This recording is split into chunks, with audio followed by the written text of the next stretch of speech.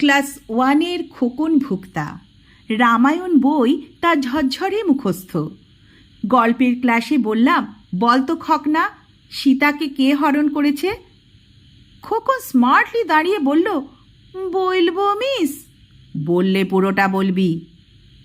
ওই তো রাবণ দাদা সাধু সাইজে আইসি সীতার কাজকে আইসে বলল, মায় দুটা ভিক দে।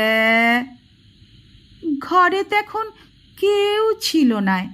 সীতা বনের ফুল টুল তুলে দমহে সাজতেছিল। বিচারি কি জানে যে ইটো রাক্ষস বটে।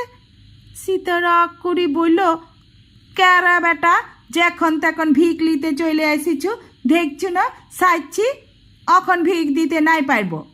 তা বাদে আমার লক্ষণ দেওর উঠানে খড়ি মাটি দি করি দাগাই দিছে আর বলি গেছে, এই জঙ্গলে ভোকলা ভোকলা রাক্ষস আছে, দাগের বাইরে যাবি নাই রে বৌদি, বন রাক্ষস ধরিলি যাবে। হামকে যার তার সামনে যাতে আমার দেবর মানা করেছে।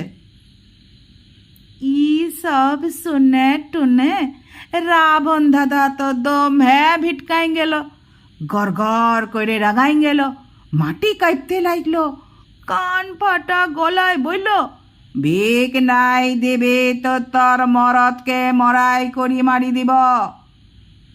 ডর খাইয়ে সীতা টু পাটু আসি ভিক দিতে যাইয়ে ঠ্যাং হরকারে গদাম করে কাছার খাইল।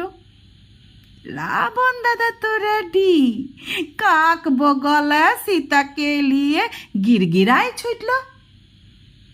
তারপর ইয়ার পর উড়া কলে উড়াই নিয়ে সজ্জা লঙ্কায়।